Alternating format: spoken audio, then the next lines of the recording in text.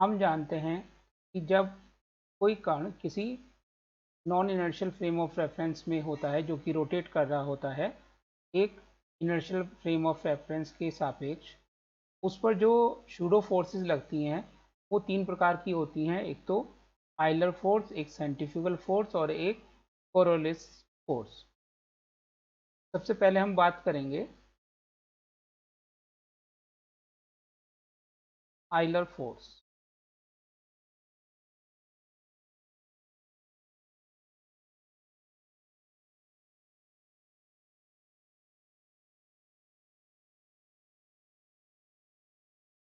Euler बल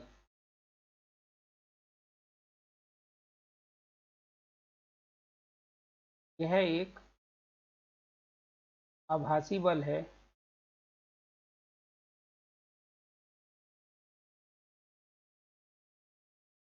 जो घूर्णी रोटेशनल फ्रेम ऑफ रेफरेंस में स्थित कण पर लगता है।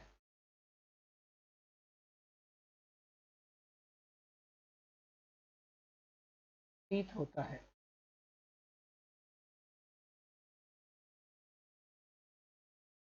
यदि कण का द्रव्यमान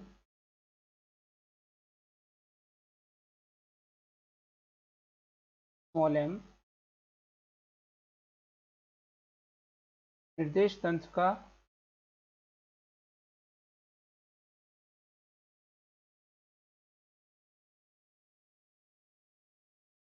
इंस्टेंटेनियस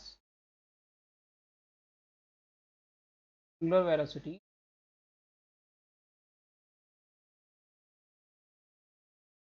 ओमेगा व कण का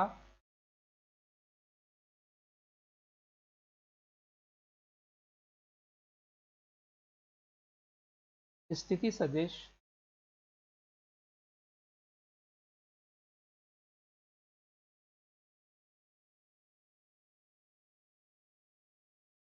r वेक्टर हो तो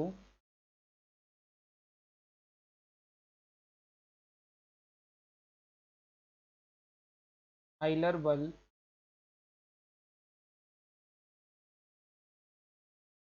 F equal to -m omega over dt cross r vector.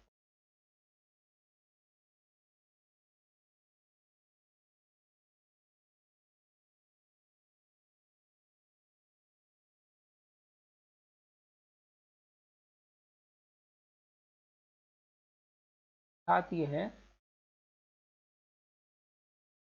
बल कोणीय त्वरण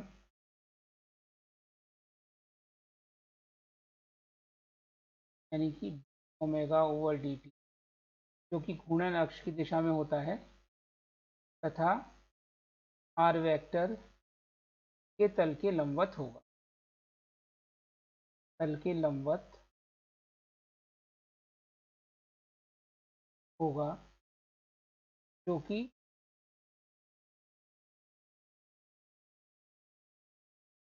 कण की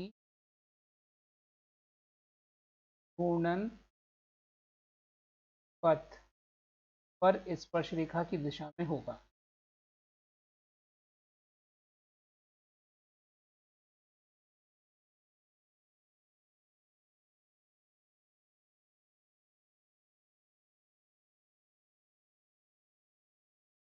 अतः इसे टेंजेंशियल या एजीमुथल से स्पर्शरेखीय की टेंजेंशियल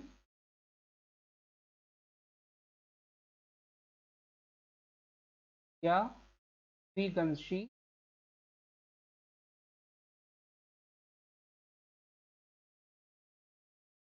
एजीमुथल आभासी बल भी कहते हैं।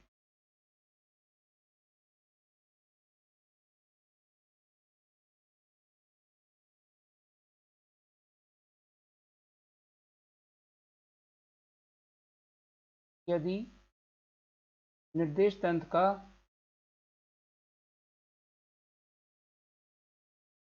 कोणीय वेग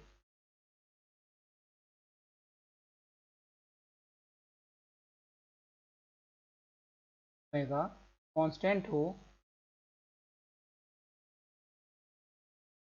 तो omega over D T is equal to 0, अर्थात आइलर बल शून्य होगा।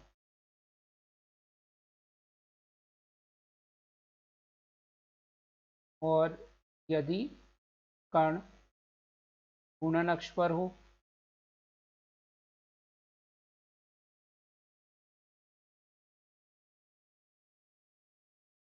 तो R vector is equal to 0,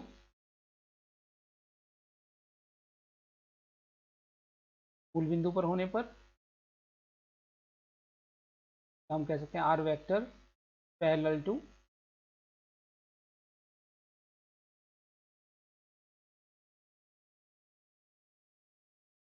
D omega over D T, अतः आइलर बल शून्य होगा।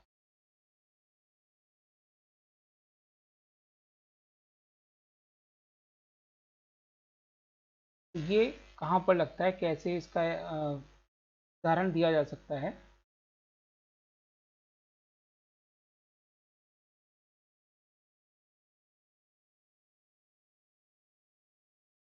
उदाहरण,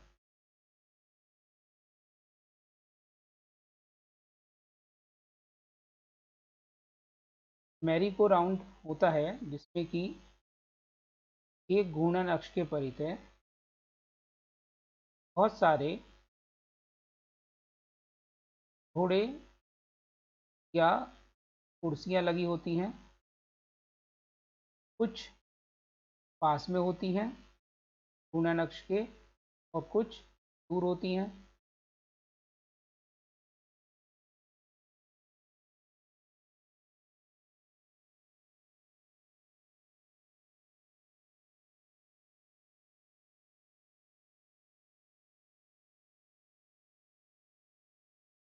जो दूर होंगी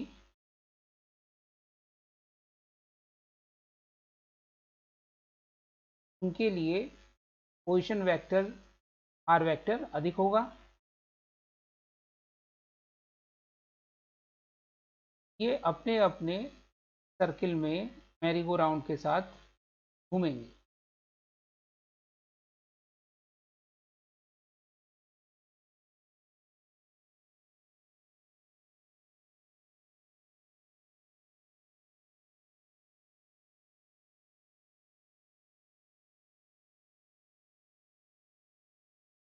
मैरी गो राउंड खुला होता है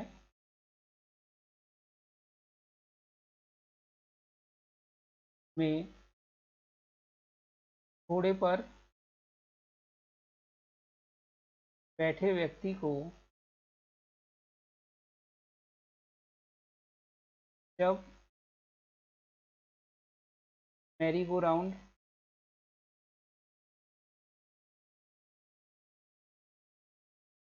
शुरू होता है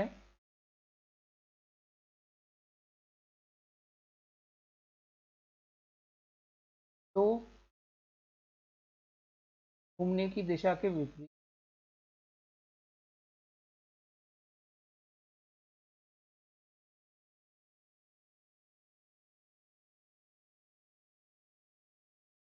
वह जब है तो घूमने की दिशा में घूमने की दिशा में एक आभासी बल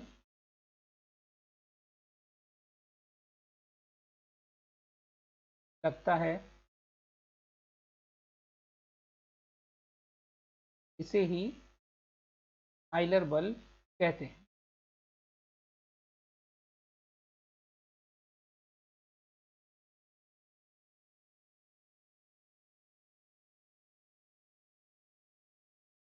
घूर्णन अक्ष से दूरी अधिक होने पर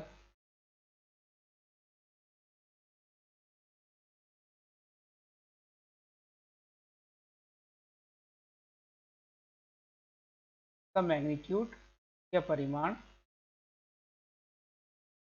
अधिक होता है।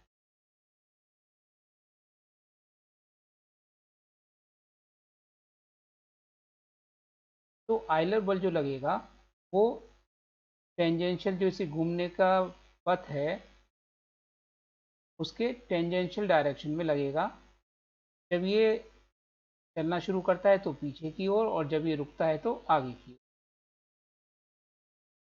को हम आइलर बल कहते हैं। और ये तभी होता है कि जब घूमने वाली वस्तु में कोणीय त्वरण हो। अगर वो नियत वेग से घूमेगी तब ये बल कार्य नहीं करेगा।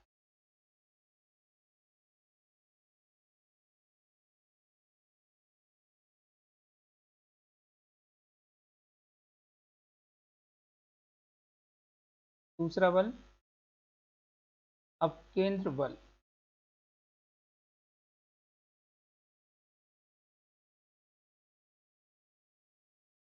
या सेंट्रीफ्यूगल फोर्स।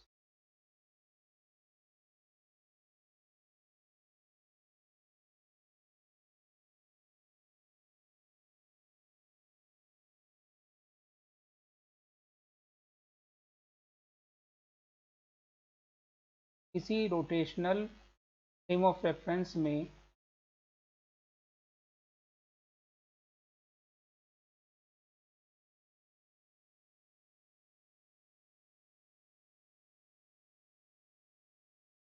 कण पर त्रिज्यीय दिशा में बाहर की ओर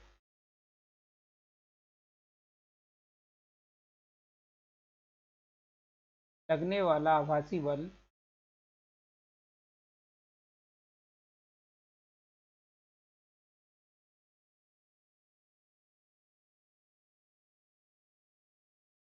अपकेंद्र बल कहलाता है।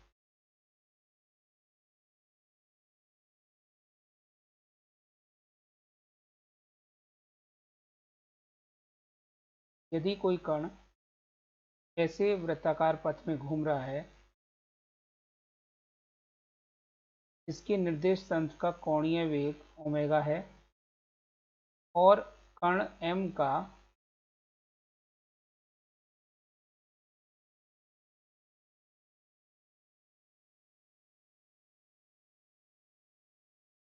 त्रिज्यीय वेक्टर कैपिटल R वेक्टर है, इस पर बाहर की ओर एक बल कार्य करेगा, इसे हम अपकेंद्र बल कहते हैं। चित्रानुसार अपकेंद्र बल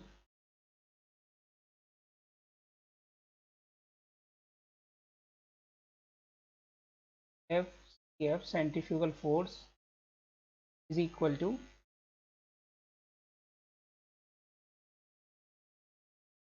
minus m omega cross omega cross r vector.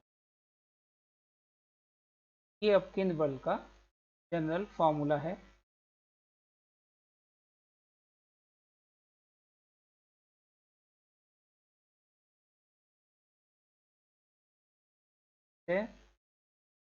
FCF vector equal to minus m। Vector triple product को ओपन करेंगे तो ये आ जाएगा omega dot r omega vector minus omega dot omega vector r vector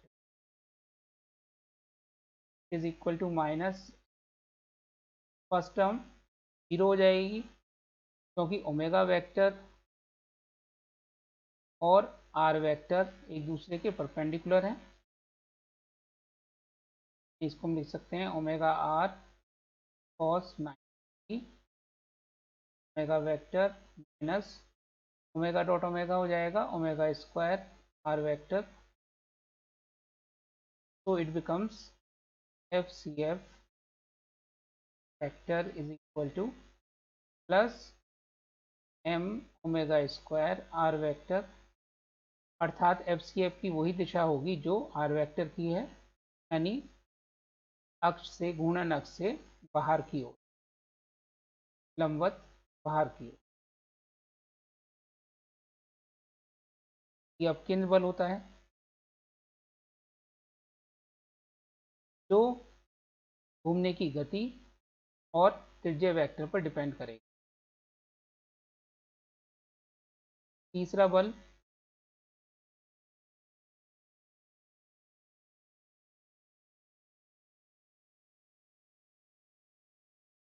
Coriolis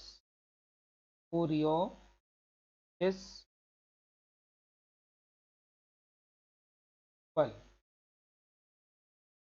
कोरियोल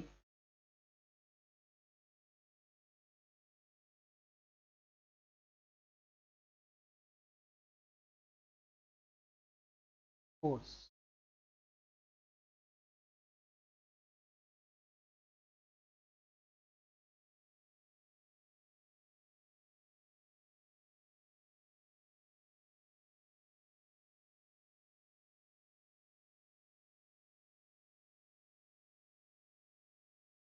घूर्णी निर्देश तंत्र में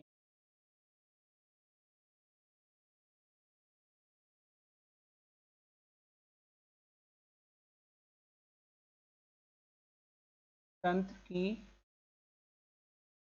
कोणीय गति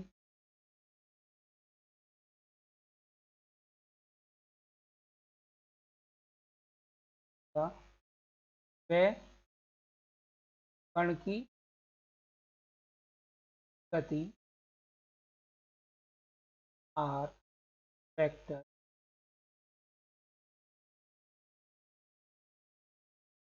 के तल के लंबवत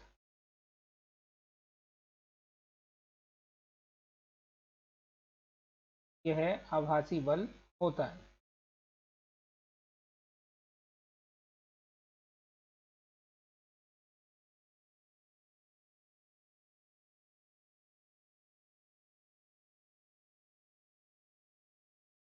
कोरियोलिस बल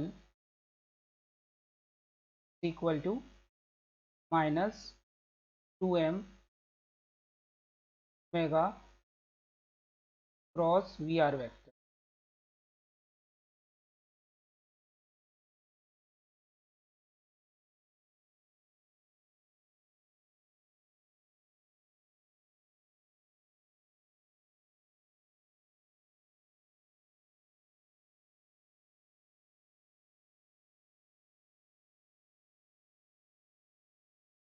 यदि किसी निर्देश तंत्र में कोई कण m घूम रहा है और उसका रेखीय वेग वी आर वेक्टर है, तो ओमेगा और वी आर वेक्टर का क्रॉस प्रोडक्ट, जो कि इन दोनों तल के लंबवत होगा, वो कोरियोलिस बल कहलाएगा। और ये हमेशा त्रिज्यीय दिशा में होगा, या तो केंद्र की ओर या केंद्र से दूर की ओर।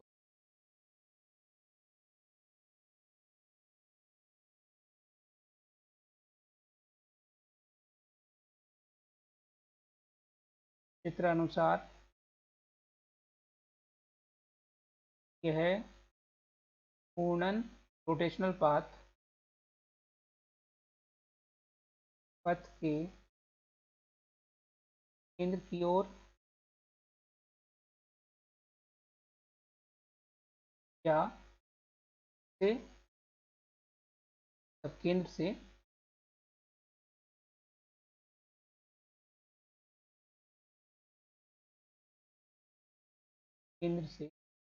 दूर की ओर होगा, क्योंकि इस बात पर डिपेंड करेगा कि रोटेशन क्लॉकवाइज है कि एंटी क्लॉकवाइज है।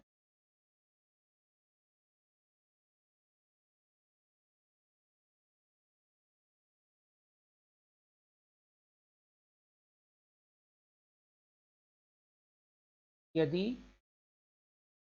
कण स्थिर है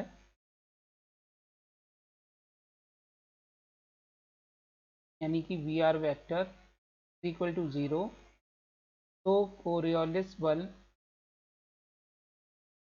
इज इक्वल टू 0। घूर्णी निर्देश तंत्र में अगर कण स्थिर होगा तो कोरियोलिस बल नहीं लगेगा, अगर वो मूव करेगा तभी लगेगा, और ये हमेशा त्रिज्य दिशा में होगा।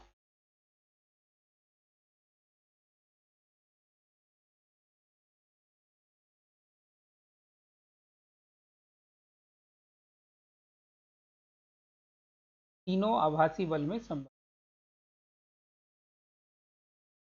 यानी कि आइलर,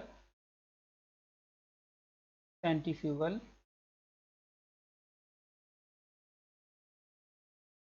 और कोरियोलिस फोर्स में रिलेशन।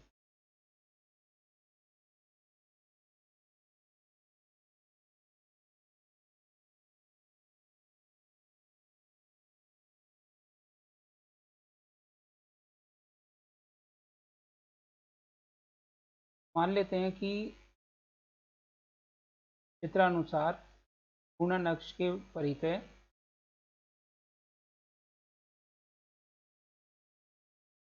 m द्रव्यमान घूम रहा है, का त्रिज्य वेक्टर r वेक्टर है।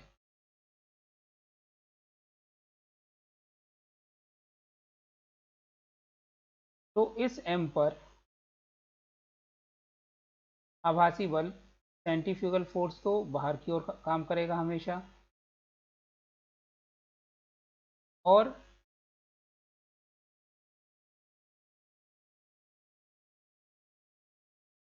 आइलर बल स्पर्श रेखा की दिशा में काम करेगा, या तो घूमने की दिशा में या उसके विपरीत दिशा, टेंजेंशियल डायरेक्शन में काम करेगा।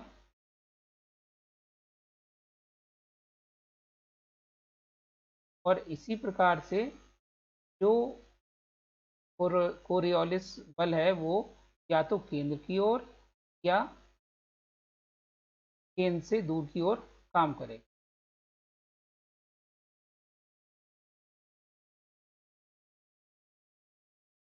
तो कुल आभासी बल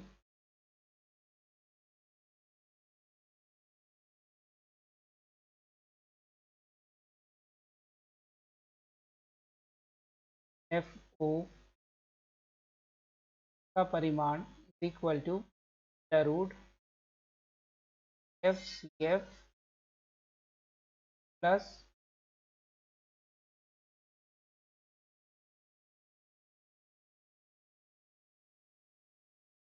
FC का वेक्टर सम का मैग्नीट्यूड का स्क्वायर प्लस F वेक्टर के मैग्नीट्यूड का स्क्वायर। इस प्रकार से हम कुल बल निकाल सकते हैं।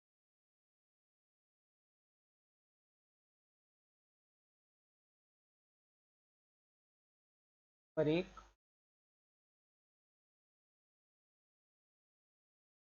यदि omega is equal to constant तो Fe is equal to 0। Number 2,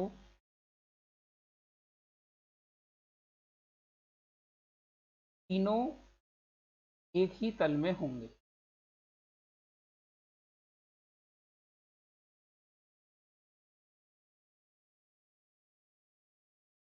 ये इनके आपस में संबंध है तीनों बलों का।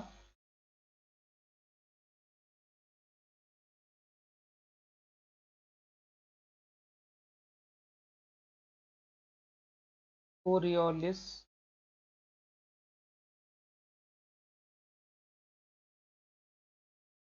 बल का अनुप्रयोग का यूज कहाँ होता है और उससे क्या रिजल्ट आता है। हम जानते हैं कि कोरियोलिस बल FC equal to minus twice M omega cross ER vector.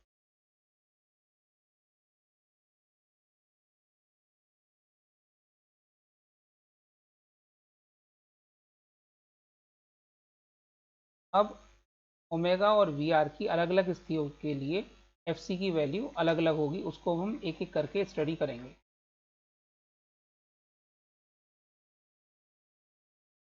ये हमारे पास ये है कि घूर्णन अक्ष में ओमेगा वेक्टर की दिशा ऊपर की ओर मान ली हमने, और वी आर की दिशा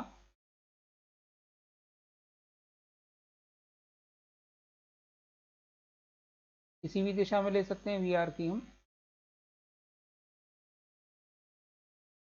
नंबर एक, यदि वेलोसिटी पार्टिकल पैरेलल है ओमेगा वेक्टर के, तो कोरियोलिस बल इक्वल टू जीरो। जैसे विषुवत रेखा पर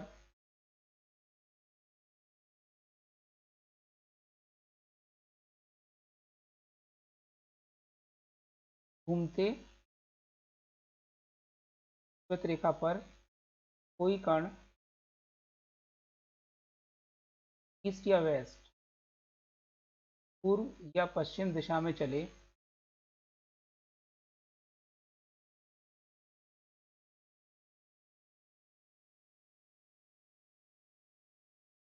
तो उस पर कोरियोलिस बल होता है। नंबर दो,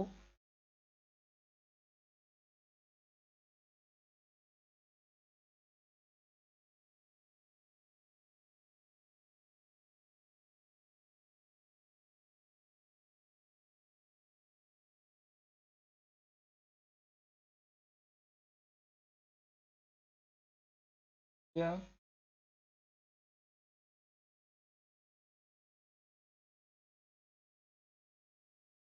उत्तर या दक्षिण दिशा में।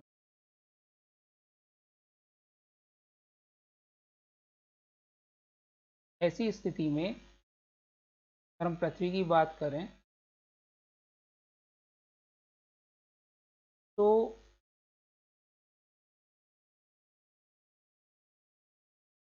कण की दिशा वी आर और ओमेगा की दिशा एक दूसरे के समांतर होगी, चाहे वो पूर्व में चले चाहे वो पश्चिम में चले।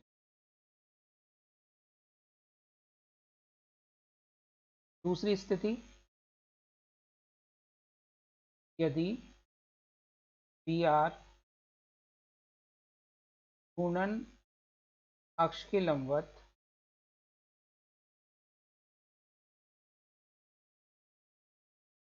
अंदर की ओर है,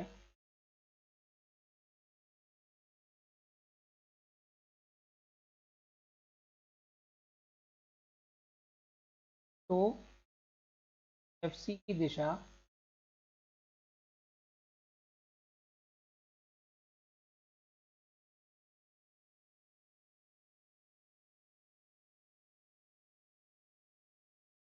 निर्देश तंत्र के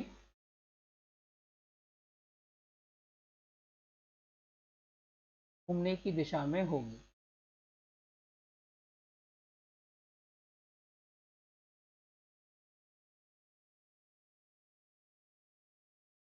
जैसे एग्जाम्पल, जैसे मान लीजिए कि पृथ्वी घूम रही है और कोई ऊपर से कण गिरे, पृथ्वी पर ऊपर से कण नीचे की ओर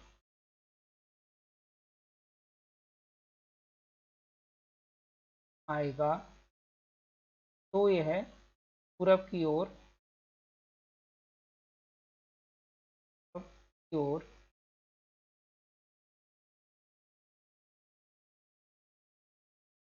कोरियोलिस बल का अनुभव करेगा।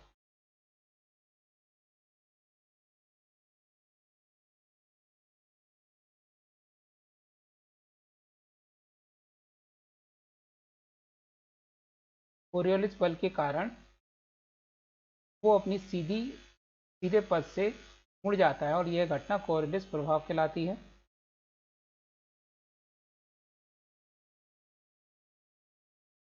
तीसरा,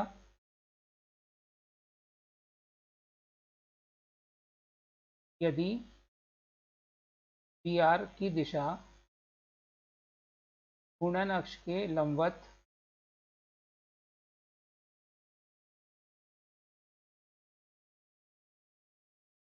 बाहर की ओर हो,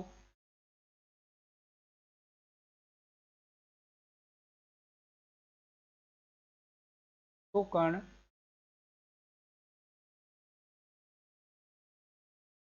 निर्देश तंत्र के घूमने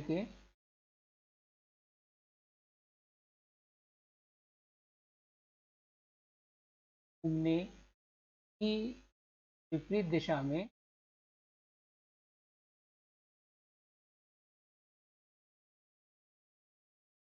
बल का अनुभव करेगा।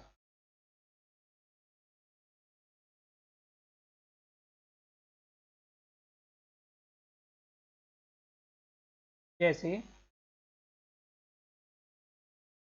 पृथ्वी से रॉकेट छोड़ने पर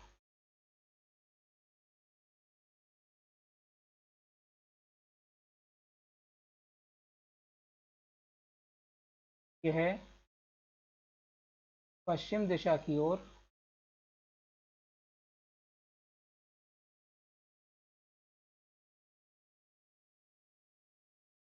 विक्षेपित होता है।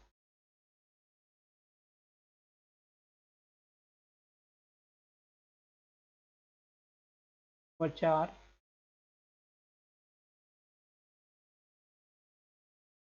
यदि पी आर वेक्टर यानी कण का वेग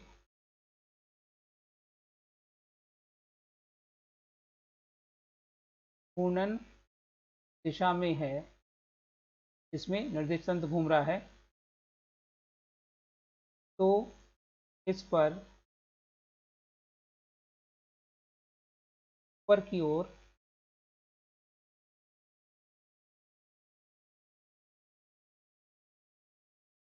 कोरिलेस बल लगेगा।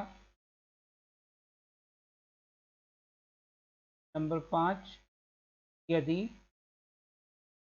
पी आर वेक्टर घूर्णन दिशा के विपरीत है,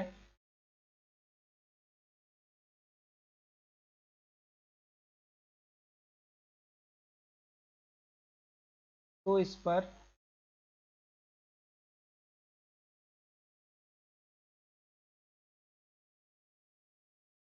घूर्णन अक्ष के लंबवत अंदर की ओर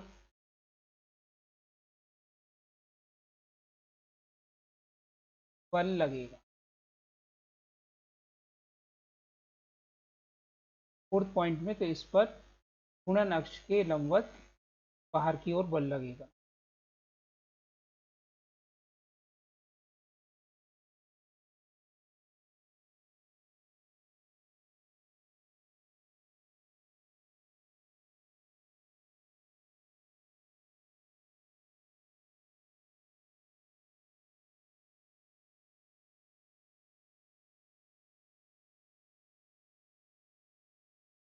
ये स्थितियां हो सकती हैं कोरिलेस बल की, और उनके उदाहरण। अब इसमें कोरिलेस बल का जो यूज़ होता है वो मीटेरोलॉजी में बहुत ज़्यादा होता है, यानी मौसम विज्ञान में। और उसमें क्यों साइक्लोन बनते हैं और उनका जो रोटेशन होता है किस प्रकार से क्लॉकवाइज और किस प्रकार से एंटी क्लॉकवाइज होता है, उसके बारे में एक्सप्लेन किया जा सकता है।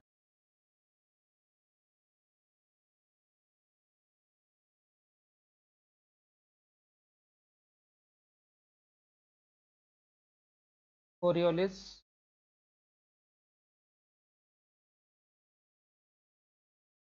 बल के कारण चक्रवात का घूर्णन।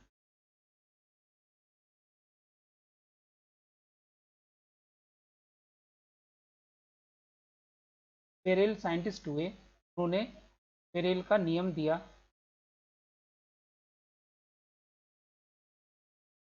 उन्होंने कहा कि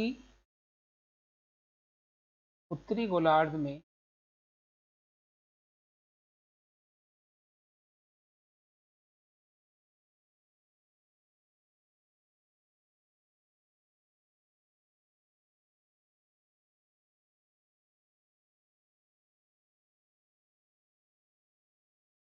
गति करते द्रव्यमान पर सदैव दाईं ओर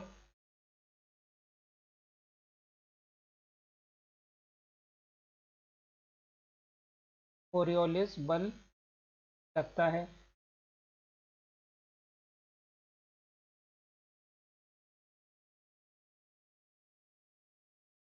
और दक्षिणी गोलार्ध में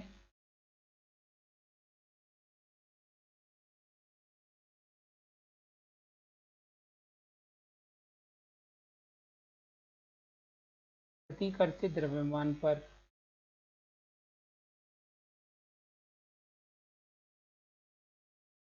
सदैव बाईं ओर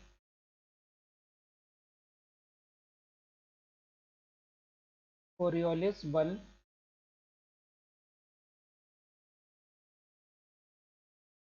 लगता है।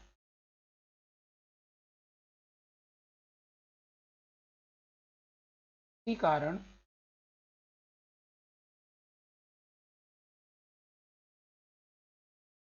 हवा जब अधिक दबाव मतलब गर्म स्थान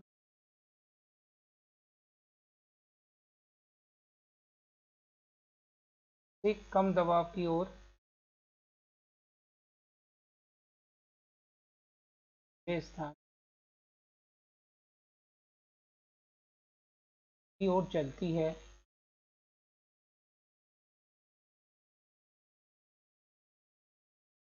तो वह घूम जाती है।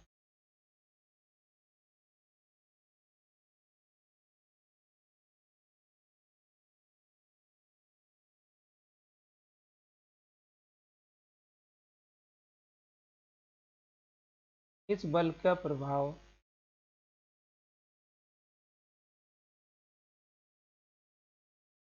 तभी महसूस किया जा सकता है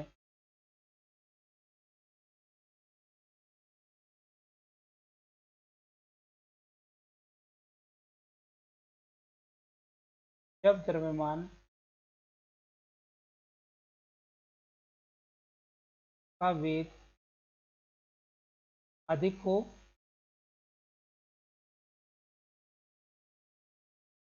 और वह काफी अधिक दूरी तय करे।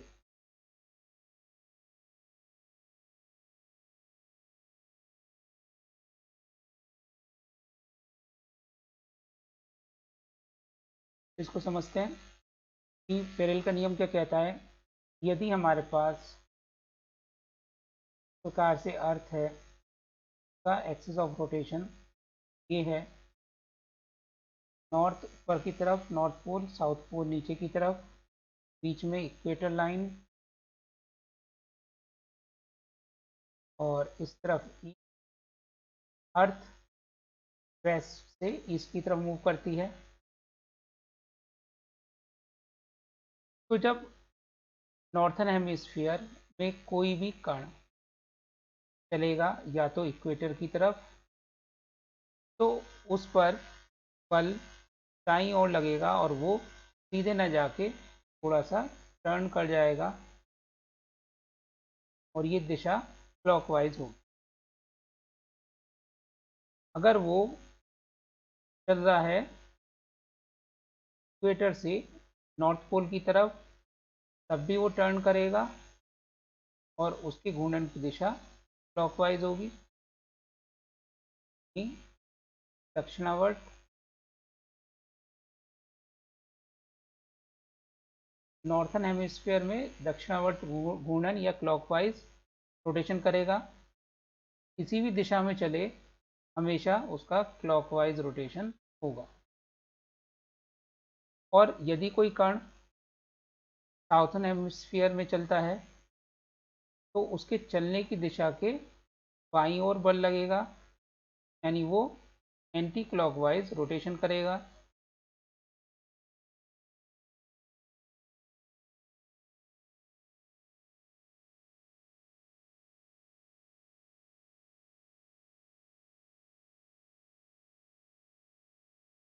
में एंटी क्लॉकवाइज रोटेशन करेगा। यही कारण है कि नॉर्थर्न हेमिस्फीयर में तो क्लॉकवाइज रोटेशन मिलती हैं एयर की, साइक्लोन की, और साउथर्न हेमिस्फीयर में एंटी क्लॉकवाइज रोटेशन मिलती है एयर की। इक्वेटर पे कोई रोटेशन नहीं होती, बल्कि हम ये कह सकते हैं कि 8 डिग्री लैटीट्यूड पर, चाहे वो नॉर्थ की तरफ हो या साउथ की तरफ हो, उस पर कोई भी साइक्लोन नहीं होता। के लिए 8 डिग्री का लैटीट्यूड होता है, 8 डिग्री इधर और 8 डिग्री इधर।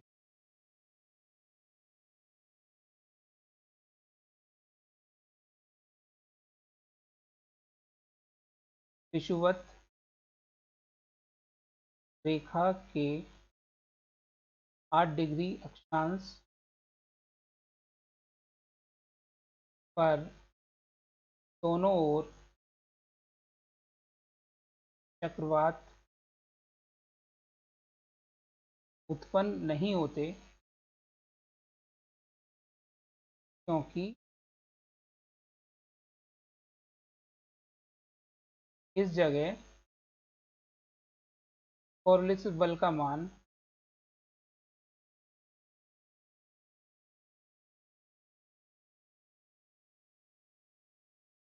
अपकेंद्र बल की तुलना में नगण्य होता है।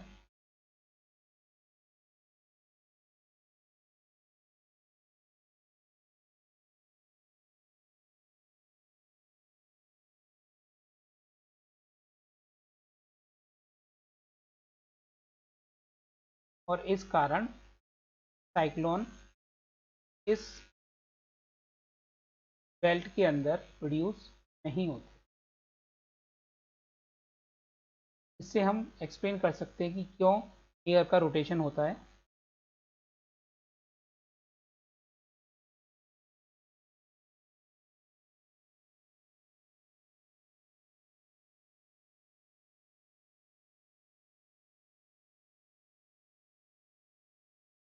मान लीजिए कि अर्थ पर एक पॉइंट पी है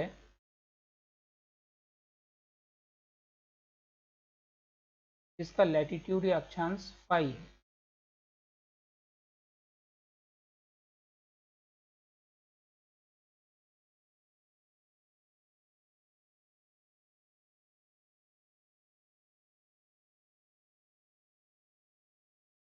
इसकी जो वर्टिकल डायरेक्शन होगी वो ये होगी, ऊर्ध्व दिशा।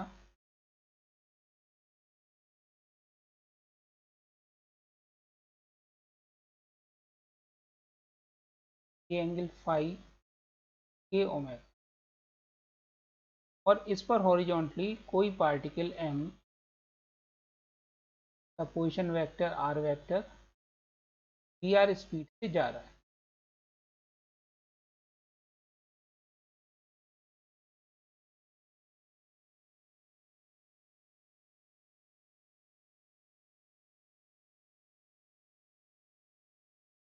चित्रानुसार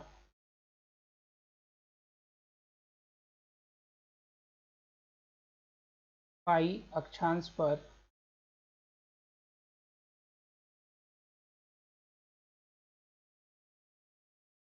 v वेग से जाते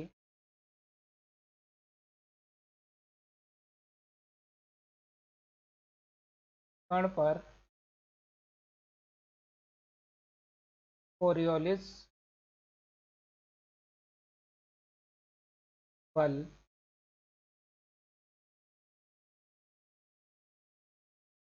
FC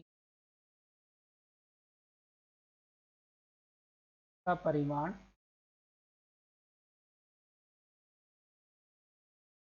equal to minus twice m omega r sine phi होगा।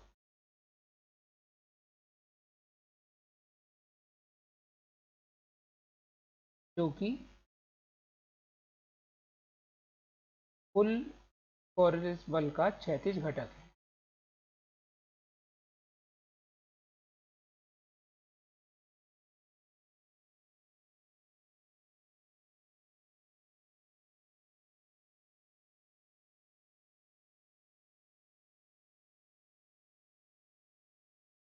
जो ऊर्ध्व घटक होता है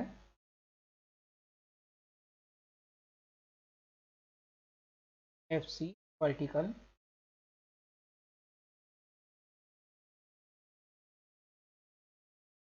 वो गुरुत्वाकर्षण बल के मुकाबले बहुत कम होता है, इसलिए उसको नेग्लेक्ट कर देते हैं। केवल हम क्षैतिज बल को ही कंसीडर करते हैं। अतः विषुवत रेखा पर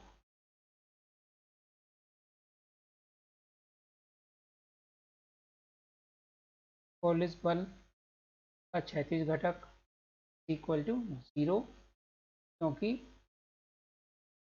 फाई इज इक्वल टू 0 ये न्यूनतम होगा।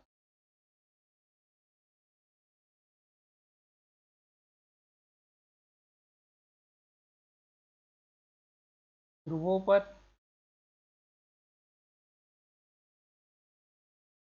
FC का हॉरिजॉन्टल कंपोनेंट मैक्सिमम होगा, ये होगा माइनस 22m ओमेगा अधिकतम होगा।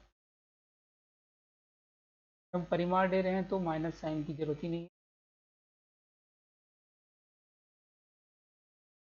इस प्रकार से ये कोरिलेस बल होता है, जिसका उपयोग के द्वारा हम किस प्रकार से हवा या जो आपके ओशियन की जो टाइड्स हैं वो घूमती हैं उसके बारे में एक्सप्लेन कर सकते हैं। ये हुए 3 तरह के आभासी बल।